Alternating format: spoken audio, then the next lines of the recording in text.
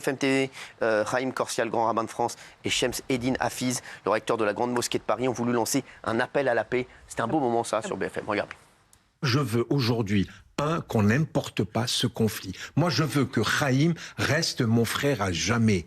Et tous les juifs de France et les musulmans de France, on doit vivre de la sorte. Et leur colère, leur tristesse, nous la partageons à ce moment-là. Il ne faut pas aujourd'hui que nous puissions, nous, religions, faire un distinguo, ce que certains hommes politiques font. Moi, je considère que chaque âme que nous perdons, que chaque personne qui meurt... Moi, je vais vous dire une chose, monsieur. Mais justement... J'attends aujourd'hui les otages. Et j'espère que le président de la République, puisqu'il est là... Alors, on va en parler dans un instant. On va avoir le retour des otages pour que mes frères juifs soient heureux. Bravo. C'est... Excuse-moi, j'adore Bruce Toussaint, mais c'est insupportable comment il le coupait, laisse-le finir. J'aimerais beaucoup le recevoir la semaine prochaine ainsi que Haïm Corsia. Vraiment, ça serait vraiment... C'est ça qu'on veut entendre. Vraiment. Lui, il est extraordinaire. Voilà, il est extraordinaire, il a tout dit. Et voilà, quand il a dit j'aimerais que Haïm reste mon frère, et c'est vrai que voilà, ils sont très très proches. Et j'aimerais beaucoup les avoir la semaine prochaine.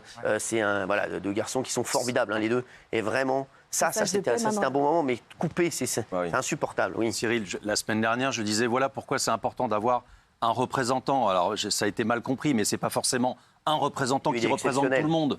Mais je veux dire, en tous les cas, des voix comme ça qui comptent, qui portent. Parce que on s'y réfère et parce que c'est structurant pour la société et parce que c'est évidemment des messages de paix et on a tous envie, évidemment, que la paix puisse s'installer et que les Israéliens et Je peux demander à Gilles s'il est validé, lui, parce que la dernière fois, j'avais cité un lien, il m'avait dit qu'il n'était pas validé. C'était M. Chalgoumi que vous aviez, qui lui n'est pas du tout validé. Et donc lui est validé? Extrêmement validé. D'accord.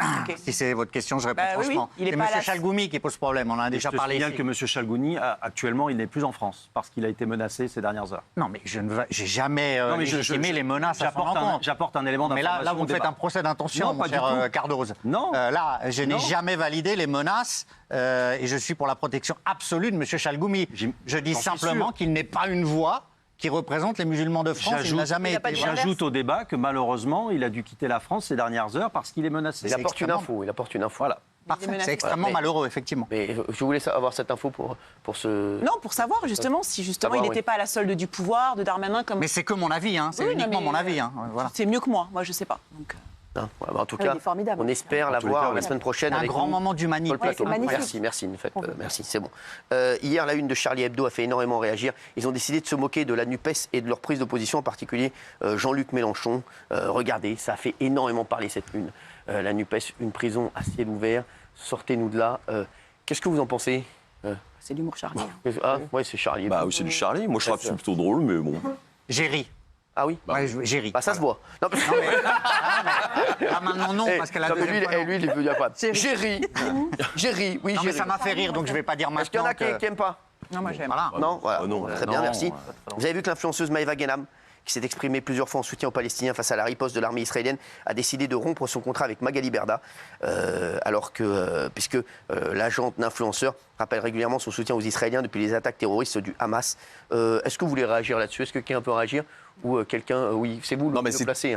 Non, mais c'est triste en fait quand le conflit a des répercussions. C'est pas extrêmement grave, il n'y a pas mort d'homme évidemment. Non, mais quand ça a des répercussions dans les relations entre les gens, dans des milieux qui n'ont absolument rien à voir avec les milieux politiques, dans un pays comme la France, je trouve ça déplorable. Et je pense que c'est à l'image de plein de gens qui malheureusement se sont peut-être engueulés, éloignés suite à ce conflit parce qu'ils ne sont pas d'accord.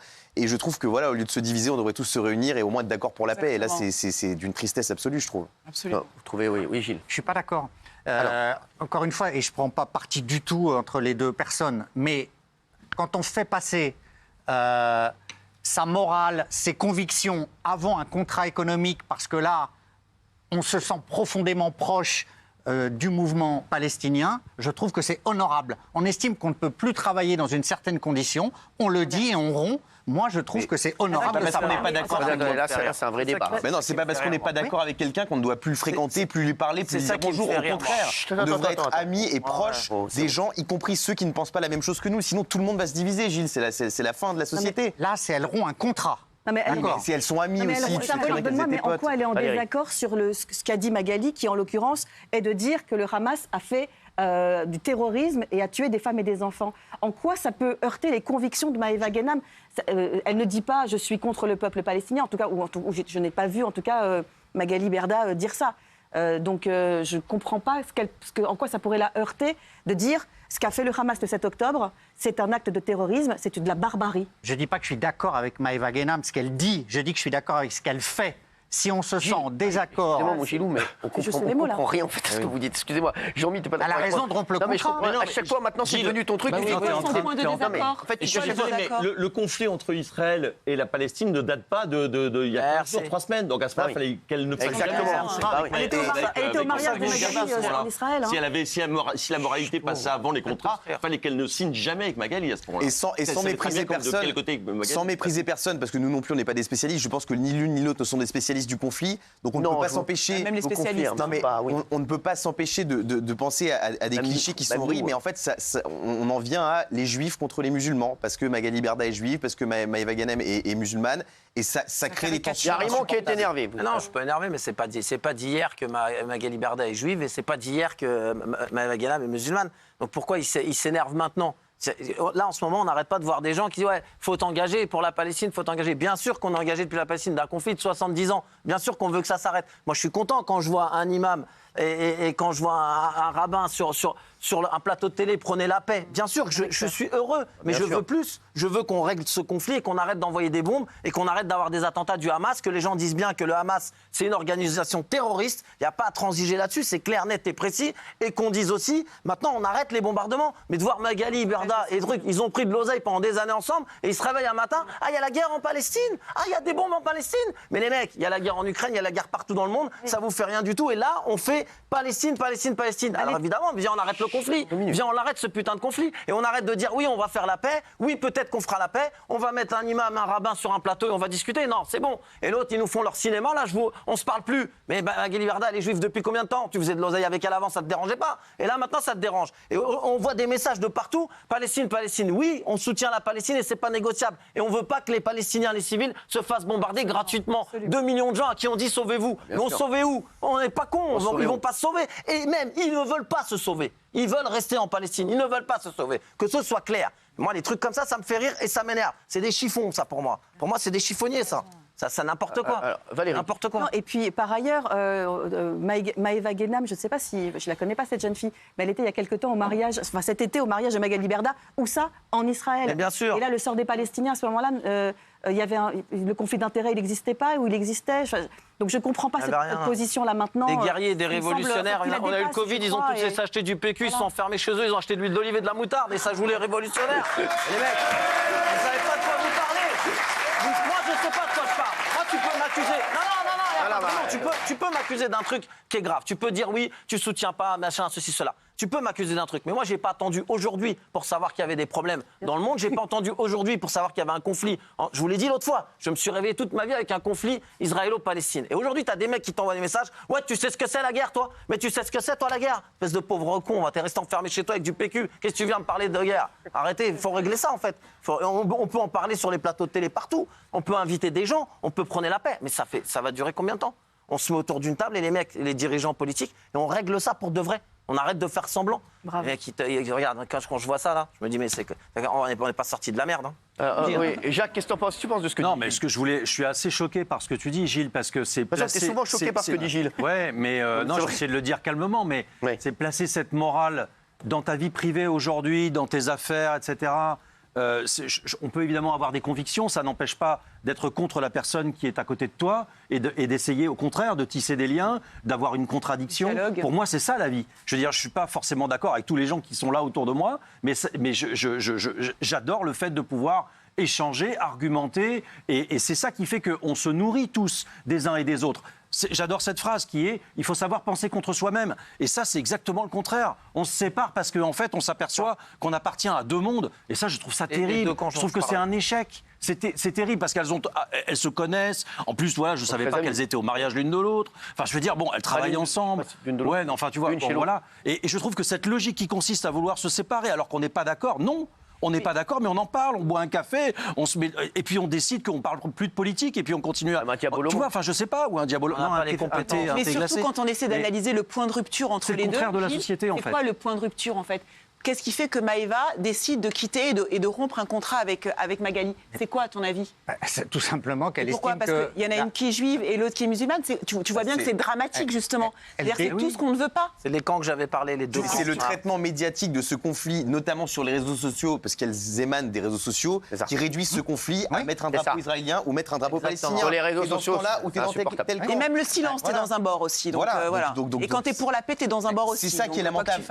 Ne vous méprenez pas. Je pense qu'il n'y a eu aucune discussion sur le fond du conflit entre ces deux femmes. Je pense que ça se résume à un drapeau palestinien, un drapeau israélien. On n'a pas le même drapeau, on n'est plus potes. Tu sais, Guillaume, c'est comme les discussions politiques qu'on a en famille. Il se peut très bien dans une famille qu'on soit absolument pas d'accord. Ça n'empêche pas que. Enfin, je veux dire, j'espère qu'on continue à se voir, on se parle, on en discute. Mais Gilles, le pin du chef, il n'est pas d'accord avec ce qu'on dit et j'aimerais savoir pourquoi. C'est quoi leur point de rupture?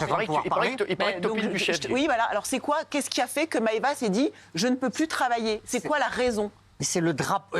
Guillaume l'a dit, mais encore une fois, vous avez les bons arguments et vous n'arrivez pas à conclure. Je vais le faire à votre place. S'il vous plaît. En fait, vous avez le drapeau palestinien et le drapeau israélien, mais c'est la réalité des réseaux sociaux. C'est la réalité d'un phénomène qui est extrêmement clivé sur les réseaux. Elles en sont l'émanation. L'une dit je défends la Palestine, l'autre dit je défends Israël, et c'est la rupture. C'est une rupture. Tu cautionnes la rupture. Tu cautionnes qu'on ne discute pas. Je ne veux pas qu'on reste chez nous. Pas tous en même temps. Jean-Michel, dis-lui. Mais non, mais je trouve ça incroyable que tu cautionnes cette rupture qui fait que des gens qui étaient comme des frères avant, et ben du coup, du jour au lendemain, pour un conflit qui n'a fait que s'exorciser aujourd'hui, décide de ne plus parler. S'exacerber, excuse-moi. Et ben du coup, décide de ne plus se parler comme ça. Tu cautionnes ça et t'encourages même ça. C'est tout le contraire de ce que disait. Mais moi, je l'aurais pas fait. J'essaye. Non, mais j'explique ce qu'elle fait. Mais je vous dis honnêtement, je la comprends, elle, Maëva Guénam. Tu cautionnes, tu viens de dire que tu comprends. Si ses valeurs sont supérieures à un contrat économique. Elles étaient où ces valeurs, Gilles? Si Magali Berda avait dit je ne veux plus travailler avec Maëva Guénam dans l'autre sens, parce que tu as mis un drapeau palestinien et moi ça ne me va pas, est-ce que tu aurais aussi compris? Mais bien sûr. Dans les deux sens. Mais moi je comprends qu'il puisse y avoir un clivage tel qu'il y ait une rupture. C'est très grave. C'est tout ce qu'on veut pas. Donc tu fractures complètement. C'est un message de division. C'est le contraire de ce que vient de dire le recteur. Elles l'ont fait. C'est le contraire de ce que vient de dire le recteur. Mais oui, mais Cyril, ça existe, elles l'ont fait. J'essaye de dire, elles l'ont fait, je comprends. Tu peux t'élever contre ça? La première chose qu'a dit Emmanuel Macron au lendemain des attentats, c'est « je ne veux pas que le conflit s'importe en France ». Malheureusement, il s'est importé avec des attentats et c'est dramatique. Mais là, il s'importe dans la vie de tous les jours entre des gens qui sont amis, collègues de travail et qui se déchirent à cause de ce conflit. Et toi, tu supportes ça, tu l'encourages, c'est lamentable. Parce que c'est pas propager la haine, ça. Mais oui. Non, mais je pose la question. Je pose la question. Non, moi, non, mais j'analyse une rupture. Qu'est-ce que vous en pensez? Moi, je pense que ce que tu dis est un facteur de division. Arrêtez. Je ne parle pas de haine, je parle de division, mais c'est un facteur de division. Les gens sont clivés. C'est choisir un camp, tu peux pas dire le contraire, ça on oblige, c'est ce que j'avais dit ici. Au lendemain que c'est arrivé, tu nous as dit, là toi tu avais parlé, tu avais dit d'abord on n'y connaît rien. Et on se rend compte tous les jours qu'on n'y connaît rien. Et que tu te réveilles le matin avec des gens qui s'aperçoivent, ah ça existe la Palestine? Il y a 3 jours ils étaient en boîte de nuit à boire du champagne, à faire n'importe quoi, à faire les dingueries du monde entier. Et là maintenant, ensemble, ils faisaient la fête ensemble et ils se réveillent le matin, ils découvrent la Palestine. Et là ils disent, ah c'est vrai, il y a des bébés qui sont morts en Palestine. Ben oui, et pas d'aujourd'hui, et pas d'une semaine, depuis des années. Et là, ils se découvrent le matin une passion pour la Palestine. C'est très bien, tant mieux. Mais je trouve ce genre de trucs-là, il n'y a rien de mieux pour diviser. Et je redis encore, c'est la même chose que choisir un camp. C'est la même chose que le tweet de Karim Benzema. C'est pareil, quand il tweet sur Gaza, c'est très bien, bravo à lui. Mais j'aimerais bien qu'il tweet sur le professeur. Et j'aimerais bien qu'il tweet sur les supporters belges qui se sont fait tuer, les Suédois qui se sont fait tuer. J'aimerais bien qu'ils disent, c'est pas tous les musulmans qui font ça, ne mets pas d'amalgame. J'aimerais bien qu'il fasse ça. J'aimerais bien qu'il tweet sur Gaza parce qu'il a une grosse puissance. Et c'est en ça que je dis, ça, vous me faites pas croire que c'est pas fait pour diviser. Bien sûr que les gens chez eux, les mômes chez eux, quand ils voient le tweet de Benzema, ils sont d'un côté ou d'un autre. Et eux, pareil pour eux, 39 millions de vues, 36 millions de vues. Vous n'allez pas me dire qu'il n'y a pas un problème. Après, vous pouvez dire c'est pas grave, on laisse. Mais moi, je suis pas content après les mecs qui découvrent la Palestine avant-hier. Là, c'est pas avant-hier le problème. Et Gilles aussi, le fait de vraiment légitimer le fait qu'il y ait des gens qui choisissent un camp et faire grandir ça, c'est en fait les prémices d'une guerre civile, par exemple. Arrêtez, vous allez bientôt me dire que je vais réclamer la guerre civile. Arrêtez, calmez-vous un peu, quoi. Je dis simplement les engagements. Les gens, non. Mais c'est bon, les gars. C'est bon. Attendez, laissez parler Gilles. Il y a une fracture qui est réelle. Arrêtez de lui crier dessus. Il y a une fracture qui est réelle, ça on l'entend. Mais après, tu n'as que 2 choix. ou tu la regrettes, ou tu l'applaudis. Et toi, tu l'applaudis. Les engagements passent au-dessus d'un contrat. Cette phrase, elle est très belle pour moi. Mes valeurs passent au-dessus de l'économie et d'un salaire. C'est magnifique ce qu'elle dit. C'est tout ce que je dis. Pardonne-moi, Gilles, parce que tu dis encore une fois, mes engagements passent au-dessus d'un contrat, c'est magnifique ce qu'elle dit. Oui. Je pose la question de ces engagements. Quels sont ces engagements? Ça veut dire que... Je pense que Fatou, elle doit beaucoup embrouiller Gilles, parce que s'il croit ça, franchement... Ça veut dire quoi? Ça veut dire... Elle est très raisonnable, vous le savez. En plus, je l'aime bien, Maëva. Et Magali, voilà, les deux, c'est voilà. Ça veut dire qu'elle englobe tout. Ça veut dire qu'elle englobe le Hamas avec les Palestiniens. Ça veut dire qu'elle englobe les Israéliens avec leur gouvernement. Ça veut dire qu'elle fait une sorte de gloubi-boulga. Je suis pas sûr qu'il y a 5-6 ans. Il y a 5-6 ans, excuse-moi Valérie, quand ça cartonnait vraiment les influenceurs, il y a 5-6 ans, je suis pas sûr qu'elle aurait pété son contrat. Elle l'aurait laissé tranquille. Ça, c'est un autre aspect. Elle aurait fermé sa gueule, elle aurait baissé les yeux. Je suis pas sûr. Là, c'est parce que ça part en sucette de tous côtés. Mais je pense que c'est ça aussi. Il y a un peu de ça aussi. Non, mais c'est aussi le bon moment. Parce que c'est pas au mois d'octobre qu'il fallait dire mes engagements. C'est pas au mois d'octobre. La guerre israélo-palestinienne, elle n'a pas commencé au mois d'octobre là. Elle n'a pas commencé en 2023. Donc les engagements, c'est pas en 2023. Les convictions, c'est pas en 2023.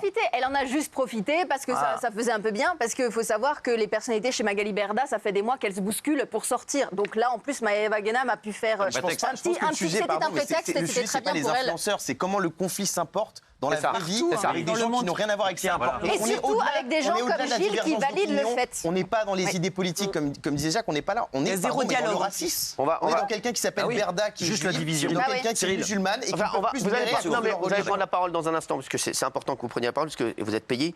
Non, mais c'est important. Dans un instant, rebondissement dans l'affaire Stéphane Plaza, de nouveaux témoignages exclusifs dans TPMP. Exclusifs, 2 témoignages dans un instant. Et on aura d'incroyables révélations dans l'affaire Émile. Coup de théâtre. Vous allez voir, ça rebondit. Gilles Verdez, Michel Marie sera avec nous, nous fera le point. Vous allez voir, l'affaire Émile rebondit. Hein, ah oui, là, ça avance. Ça avance. Je pense qu'on arrive. Je pense aussi. On arrive. À tout de suite.